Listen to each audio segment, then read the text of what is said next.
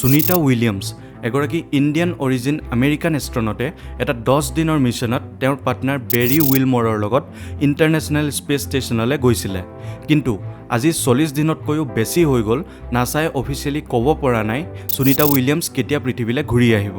কাৰণ তেওঁক যোনখন স্পেচ ক্ৰাফ্টে ইণ্টাৰনেশ্যনেল স্পেচ ষ্টেচনৰ পৰা ঘূৰাই আনিব লগা আছিলে সেই স্পেচ ক্ৰাফ্টখনৰ মাল্টিপল পাৰ্টছ ফেইল হৈ গৈছে। সাইণ্টিষ্টে ক্লিয়াৰলি কৈ দিছে এইটো অৱস্থাত এই স্পেচ ক্ৰাফ্টখনে পৃথিৱীৰ এটমস্ফিয়াৰত এণ্টাৰ কৰাটো একেবাৰে ছেফ নহয়।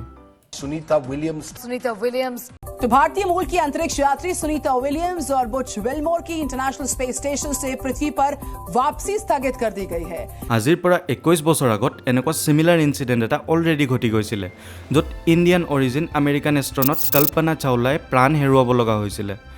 1 ফেব্ৰুৱাৰী 2003 চনত নাছাৰ কলম্বিয়া স্পেচ শ্যাটেলে মিছন কমপ্লিট কৰি পেলাই পৃথিৱীলৈ ঘূৰি আহি আছিলে। সেইদিনা ৰাতিপুৱা প্ৰায় 8:40 এই স্পেচ শ্যাটেলখনে পৃথিৱীৰ এটমস্ফিয়াৰত এণ্টাৰ কৰে। তাৰ পাছত ব্লাষ্ট হৈ যায়। কল্পনা চাওলাৰ লগতে আন 6জন এষ্ট্ৰনটে প্ৰাণ হেৰুৱাব লগা হৈছিলে।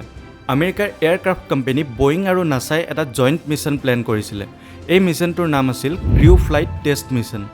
এই টেষ্ট মিছনটোৰ দায়িত্ব সুনিতা উইলিয়ামছ আৰু বেৰী উইলমৰক দিয়া হৈছিল। 5 জুন 2024 সুনিতা উইলিয়ামছ আৰু বেৰী উইলমৰে বয়িং কোম্পানীৰ দ্বাৰা নিৰ্মিত ষ্টাৰলাইনাৰ কেপচুলত ইণ্টাৰনেশ্যনেল স্পেচ ষ্টেচনলৈ উৰা মাৰে।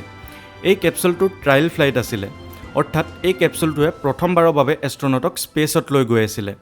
এই কেপচুলটো বনোৱা উদ্দেশ্য আছিলে এষ্ট্ৰনটক পৃথিৱীৰ পৰা ইণ্টাৰনেশ্যনেল স্পেচ ষ্টেচনলৈ লৈ যোৱা আৰু ইণ্টাৰনেশ্যনেল স্পেচ ষ্টেচনৰ পৰা ছেফলি পৃথিৱীলৈ ঘূৰাই অনা। এই ষ্টাৰলাইনাৰ কেপচুলটো 20 ডিচেম্বৰ 2019 প্ৰথমবাৰৰ বাবে টেষ্ট কৰা হৈছিল। এই টেষ্ট মিছনটোত কোনো এষ্ট্ৰনট নাছিলে। এই কেপচুলটোৱে পৃথিৱীৰ পৰা ঠিকেই উৰা মাৰিলে, কিন্তু ছফ্টৱেৰত প্ৰব্লেম হোৱাৰ কাৰণে ইণ্টাৰনেশ্যনেল স্পেচ ষ্টেচনত ডকিং কৰিব নোৱাৰিলে। ডকিং মানে সহজ ভাষাত ক'বলৈ গ'লে পাৰ্কিং। স্পেচ ক্ৰাফ্টবোৰে ইণ্টাৰনেশ্যনেল স্পেচ ষ্টেচনত এটেচ হ'ব লাগে, যাতে স্পেচ ক্ৰাফ্টৰ পৰা এষ্ট্ৰনটসকল ইণ্টাৰনেশ্যনেল স্পেচ ষ্টেচনলৈ যাব পাৰে। এই মিছনটো ফেইল হৈ গৈছিলে। 6 এপ্ৰিল 2020 এই কেপচুলটো আকৌ লঞ্চ কৰাৰ কথা আছিলে, কিন্তু কিছু টেকনিকেল প্ৰব্লেমছৰ কাৰণে লঞ্চিং পষ্টপন কৰিব লগা হয়। এনেদৰে আগষ্ট 2021তো কিবা টেকনিকেল প্ৰব্লেমছৰ কাৰণে মিছন ফেইল হৈ যায়। 22 মে 2022 এই কেপচুলটোক ইণ্টাৰনেশ্যনেল স্পেচ ষ্টেচনত ডকিং কৰে আৰু ছাকচেছফুলি পৃথিৱীলৈ ঘূৰাই আনিবলৈ সক্ষম হয়। কিন্তু তেতিয়াও নেভিগেশ্যন আৰু GPS ছিষ্টেম ফেইল হৈ গৈছিলে। ইমানবোৰ প্ৰব্লেমছৰ পাছতো নাছাই এই কেপচুলটোত এষ্ট্ৰনটক স্পেচত পঠাবলৈ সিদ্ধান্ত লয়। অৱশেষত 5 জুন 2024 ছাকচেছফুলি লঞ্চ কৰি দিয়া হয়, য'ত বহি সুনিতা উইলিয়ামছ আৰু বেৰী উইলমৰে ইণ্টাৰনেশ্যনেল স্পেচ ষ্টেচনত যায়। প্লেন মতে তেওঁলোক ইণ্টাৰনেশ্যনেল স্পেচ ষ্টেচনত অলপ দিন থাকি এক্সপেৰিমেণ্টছ কৰিব আৰু 8 দিন পাছত অৰ্থাৎ 13 জুন 2024 পৃথিৱীলৈ ঘূৰি আহিব। কিন্তু আজিলৈকে তেওঁলোক ইণ্টাৰনেশ্যনেল স্পেচ ষ্টেচনতে ফচি আছে। আচলতে তেওঁলোক যি ষ্টাৰলাইনাৰ কেপচুলত ইণ্টাৰনেশ্যনেল স্পেচ ষ্টেচনত গৈছিলে সেই কেপচুলটোৰ মাল্টিপল পাৰ্টছ ফেইল হৈ গৈছে। আটাইতকৈ ডাঙৰ সমস্যাটো হৈছে কেপচুলটোৰ 5টা থ্ৰাষ্টাৰ্ছ বেয়া হৈ গৈছে। কেপচুলটোৱে থ্ৰাষ্টাৰৰ সহায়তে স্পীড আৰু ডাইৰেকশ্যন চেঞ্জ কৰিব পাৰে। আৰু 5টা জেগাৰ পৰা হিলিয়াম গেছ লিক হৈছে। হিলিয়াম গেছে থ্ৰাষ্টাৰবোৰক ঠাণ্ডা কৰা কাম কৰে। যদি পৃথিৱীৰ এটমস্ফিয়াৰত এণ্ট্ৰি কৰাৰ সময়ত এই থ্ৰাষ্টাৰবোৰক ঠাণ্ডা কৰিবলৈ হিলিয়াম গেছ বাচি নাথাকে, তেতিয়া গোটেই কেপচুলটোতে জুই লাগি যাব পাৰে। সাইণ্টিষ্টে ক্লিয়াৰলি কৈ দিছে যদি এইটো অৱস্থাত এই স্পেচ ক্ৰাফ্টখনক পৃথিৱীলৈ ঘূৰাই আনে, তেতিয়া সেইটো এটা ছুইচাইড হ'ব। ইণ্টাৰনেশ্যনেল স্পেচ ষ্টেচনততো বহুত দিনৰ কাৰণে এষ্ট্ৰনট থাকিব পাৰে, কাৰণ তাত সকলো ধৰণৰ সুবিধা ছাফিচিয়েণ্ট আছে।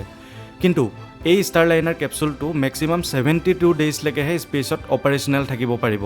অৰ্থাৎ সুনিতা উইলিয়ামছ আৰু বেৰী উইলমৰক যদি এই কেপচুলটোতে পৃথিৱীলৈ ঘূৰাই আনিবলৈ হয়, তেতিয়া 72 ডেইজৰ আগতে আনিব লাগিব, কাৰণ তাৰ পাছত এই কেপচুলটোৰ অৱস্থা আৰু বেছি বেয়া হৈ যাব। আপোনালোকে কি ভাবে, নাছাই সুনিতা উইলিয়ামছক ছেফলি পৃথিৱীলৈ ঘূৰাই আনিব পাৰিব নে কল্পনা চাওলাৰ নিচিনাকৈ আমি আৰু এগৰাকী হোনহাৰ এষ্ট্ৰনটক হেৰুৱাব লাগিব? কমেণ্ট কৰি নিশ্চয় জনাব। আশা কৰিছোঁ এই ভিডিঅ'টোৰ পৰা আপুনি কিবা শিকিব পালে। এনেকুৱা ইনফৰ্মেটিভ ভিডিঅ' চাই থাকিবলৈ আমাৰ চেনেলটো ছাবস্ক্ৰাইব কৰি দিব। লগ পাম এটা নতুন ভিডিঅ'ৰ সৈতে। আজিলৈ ধন্যবাদ।